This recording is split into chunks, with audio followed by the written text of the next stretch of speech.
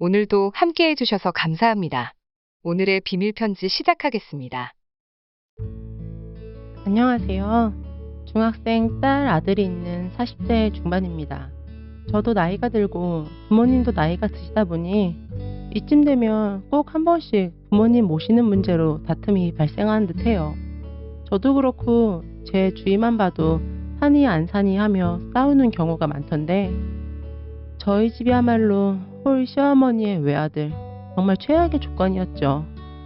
남편은 어릴 때 시아버지가 돌아가시고 시어머니 혼자 키운 외아들입니다.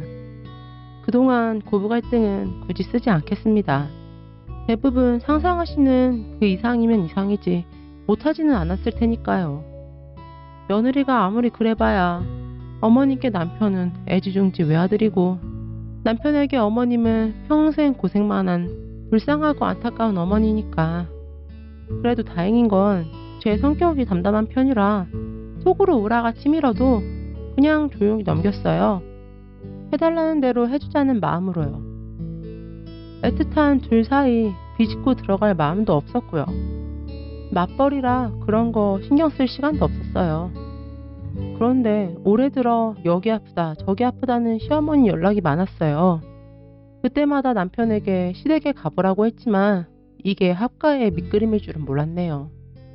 남편이 어느 날 시댁에 다녀와서는 대뜸 어머니 혼자서 힘드셔서 안 되겠다고 모시고 살자는 거예요.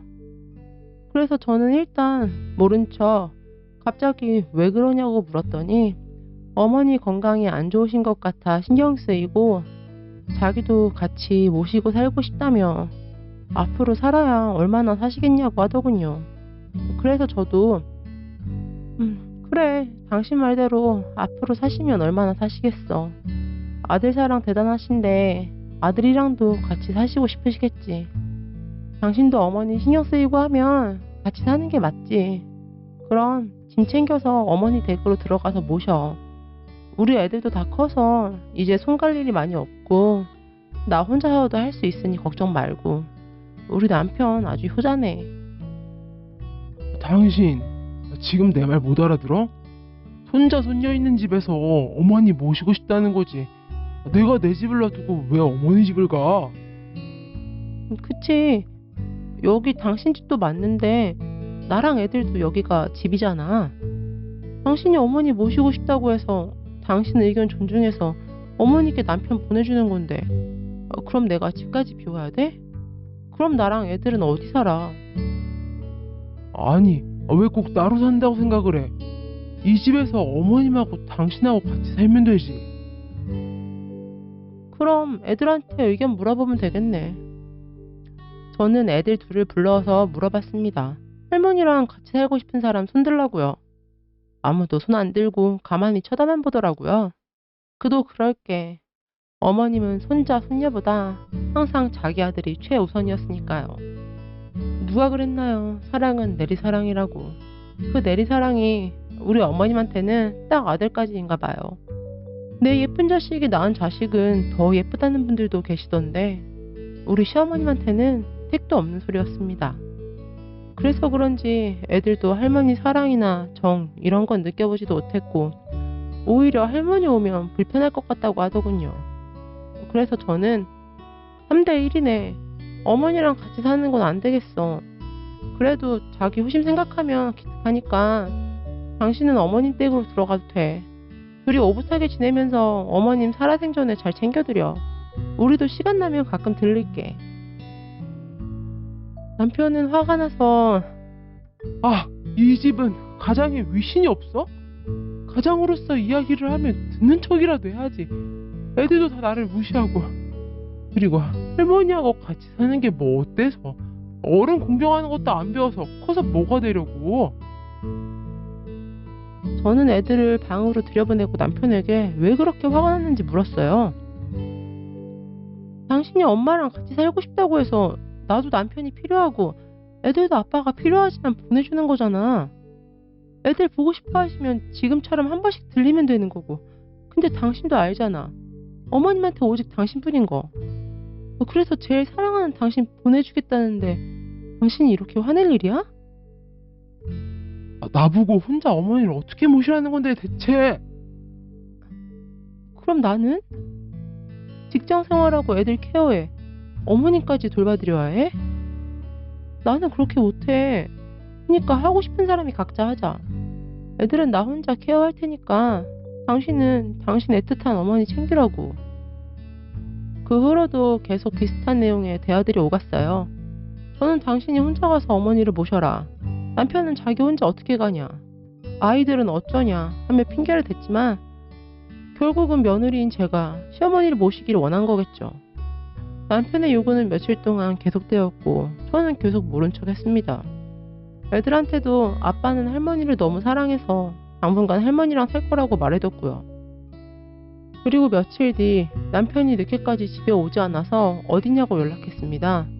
그랬더니 달랑 어머니 집이라고 카톡이 왔습니다. 그래서 어머니 집 갈 거면 짐도 챙겨가지 그랬냐고 답을 했더니 답장도 없길래 그냥 냅뒀죠. 그런데 그 다음날 시어머니 전화가 와서는 너는 얼마나 못 배워 처먹었으면 남편을 내쫓아 내쫓기를. 너는 집에서 가정교육을 그따위로 받았냐? 얼마나 보고 배운 게 없으면 세상 천지 남편 내쫓는 마누라가 어디 있다고. 나는 너 같은 거 며느리로 생각 안 한다. 한 트럭 갖다 줘도 안 쓴다. 우리 아들 너 같은 거랑 같이 사는 게 불쌍하지. 얘가 이혼 안 한다고 해도 내가 나서서 이혼시킬 거니까 너 그렇게 네 고집대로 혼자 살아봐. 너무 어이가 없어서 아무 말 못하고 어머님이 퍼붓는 욕설만 들었습니다. 노발대발 하시며 화내시는데 제 말씀 좀 들어보시라고 해도 본인 말씀만 하시니 그냥 통화 녹음을 했고 어머님 통화가 끝나자마자 파일 그대로 남편한테 보냈습니다. 그리고 어머니께 뭐라고 했냐고 물었죠. 그랬더니 남편 말로는 있는 사실 그대로 말했답니다. 불쌍한 우리 엄마 몸도 편찮으신데 같이 살고 싶다고 했더니 짐 싸서 엄마 집으로 가라더라. 그래서 왔다고. 그래서 제가 보낸 파일을 들었냐고 물었습니다. 그랬더니 저보고 자업자득 아니냐고 하더군요. 그러면서 자기는 편찮으신 어머니 모시는 게 당연하다고 생각한다고 했습니다. 그래서 그럼 저도 저희 친정엄마를 같이 모시자고 했더니 저희 친정엄마는 저희 오빠가 모셔야 한다고 하더군요. 그냥 말이 안 통하는 인간이라는 생각이 들었어요. 그래서 당신 어머님이 이혼시킨다고 하는데 당신도 같은 생각인지 물었습니다. 남편은 대답이 없었습니다. 그래서 난 솔직히 어머니 전화 받기 전까지는 이혼은 생각도 안 해봤어. 당신이 효도하고 싶다고 해서 어머니께 최선을 다하라고 보내주는 게 내가 해줄 수 있는 최선이라고 생각했어. 근데 그게 내가 당신을 집에서 내쫓은 거야? 내가 왜 어머님한테 이런 쌍욕을 들어야 돼? 당신도 어머니하고 같은 생각이라면 나도 이혼에 대해 진지하게 생각해 볼게. 이 말만 하고 전화를 끊었습니다. 그리고 그날도 남편은 집으로 오지 않고 어머니 집으로 갔습니다. 그 후에도 남편은 계속 시댁에서 출퇴근을 했고 전 아무 연락하지 않고 그냥 놔뒀습니다. 솔직히 중학생 2명 아이들을 혼자 케어하면서 일까지 하는 게 쉽지는 않았지만 진짜 참을인자를 하루에 12번씩 새기며 참았습니다. 그러다 3주쯤 지났을 때 아이들하고 같이 저녁을 먹는데 남편이 아무렇지 않게 문을 열고 들어왔어요. 애들도 눈치만 보고 저도 갑자기 무슨 일인가 싶어 방으로 들어가길래 따라 들어갔죠. 남편은 아무렇지 않게 안방 가서 누웠고 저는 이혼하러 온 건지 물었습니다. 그랬더니 안 들리는 건지 안 듣고 싶은 건지 계속 핸드폰만 하더군요. 그래서 미리 작성해둔 이혼 접수장을 내밀었습니다. 그걸 보더니 남편은 애들은 어떻게 할 거냐고 해서 애들은 이제 다 컸으니 의사 물어보고 따라가고 싶은 쪽에서 키우자고 했어요. 어차피 재산도 별로 없고 전세자금 빼서 나누자고 했고 대신 전 이혼의 원인이 되는 시어머니 통화 녹음한 것이 있으니 시어머니께 위자료 청구 소송하겠다고 했습니다. 정말 속 터지게 남편은 별 말이 없더라고요. 애들한테 저녁 소화도 시킬 겸 산책 가자고 하고 나갔다 왔더니 남편은 또 짐 싸서 나갔더라고요.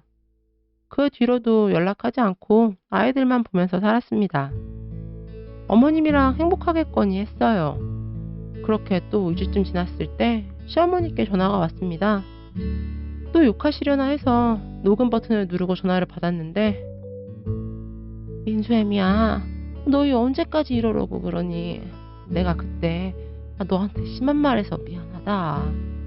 애비도 많이 힘들어하고 이제 그만 화해해라. 어머니 모르셨나 보네요.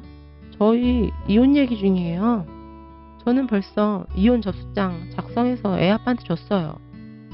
애아빠는 저나 애들보다 어머니가 우선이고, 어머니도 저 같은 며느리는 없는 게 낫다고 하시니 이혼하려고요. 아휴, 이게 아들이 늙은 엄마 걱정한 걸로 그러면 어쩌냐. 이들이 이혼하면 애들은 어쩌려고. 애들도 이제 다 커서 애들이 아빠 따라간다고 하면 보낼 거예요. 어머니께서 잘 키워주세요. 민수애미야, 아니다. 민수애비 지 밥 하나 혼자 못 챙겨 먹는데 내가 애들까지 어떻게 보라고. 내가 미안하다. 이혼 생각은 접고 애들하고 잘 살아야지. 어머님은 계속 본인이 미안하시다며 다시 생각해보라고 하셨습니다. 저는 아무 대답도 하지 않았고요. 그리고 그날 저녁, 남편은 본인 짐 바리바리 싸서 아무 말 없이 집으로 돌아왔습니다. 저는 남편한테 짐은 왜 다 갖고 왔는지 물었더니 아무 말 없이 미안하다고, 엄마가 이제 오지 말랬다며 자기가 잘못했다고 하더군요. 이렇게 남편의 가출은 시어머니에 의해 귀가 조치되었고, 저희 아이들은 다시 아빠를 찾았습니다.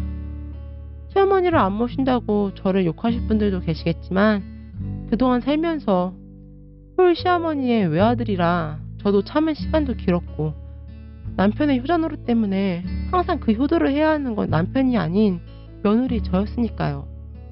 이번 기회를 통해 효도는 대리가 아니라 셀프라는 걸 남편이 깨달았으면 좋겠고, 저는 언제든 남편이 다시 어머님을 모시러 시댁에 간다면 보내줄 의향이 있습니다. 다른 분들도 시부모님 모시는 문제로 갈등을 겪으신다면 부디 현명하게 해결하시길 바랄게요. 오늘의 편지 들어주셔서 감사합니다. 많은 댓글로 여러분의 의견을 남겨주세요.